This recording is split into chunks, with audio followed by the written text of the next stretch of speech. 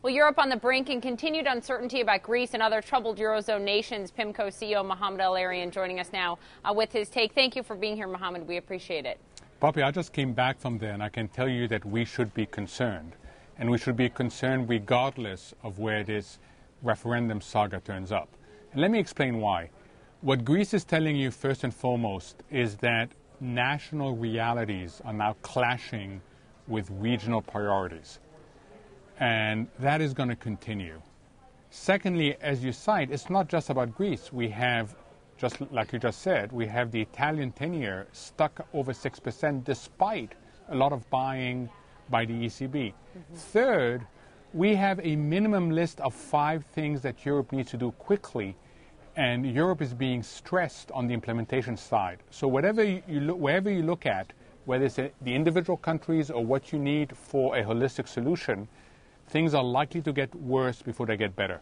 Would you say, Mohamed, that at this stage there is still a rather significant threat of a chaotic, unorganized Greek default, or are we beyond that concern? No, I think the concern is there, and the concern came back in a big way on Monday, and that's because the lenders to Greece, the ECB, the EU, and the IMF, are understandably hesitating to put in more money because of the political uncertainties there. So there is a risk, a material risk, that Greece may run out of money in the next 2 months. I think the big concern now is the general impact, especially for our viewers here in the United States, about what their exposure is to Europe as a whole. Just looking at some numbers just out from Fitch, many large banks and money market fund exposures to European banks has fallen 37% since the end of May. So there's clearly a pulling away.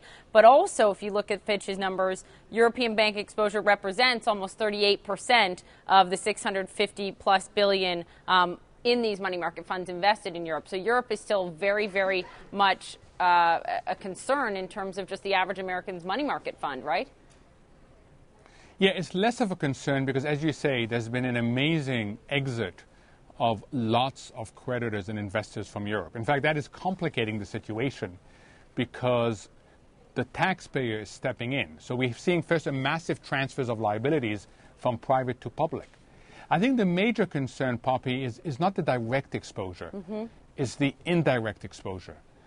This is a weak global economy. The U.S. is not in great shape either. And nobody can afford a major shock to what is a very large economic area. So what people worry about is not just the direct exposure, but the collateral damage and the unintended consequences.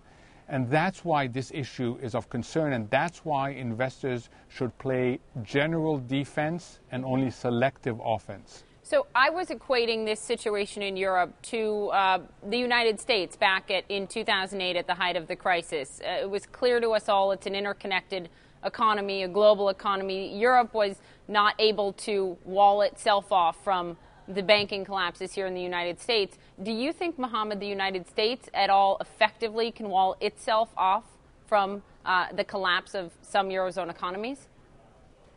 Well, we can wall ourselves off in the sense that we need not be brought down big and we need not have the sudden stop that we had back in 2008. However, we start with a probability of recession around 50% already. And, Poppy, importantly, this is despite the fact that unemployment is already very high and the duration of unemployment is at record level, despite the fact that a quarter of mortgages are already underwater, and despite the fact that the fiscal deficit is at 9% and interest rates are floated zero.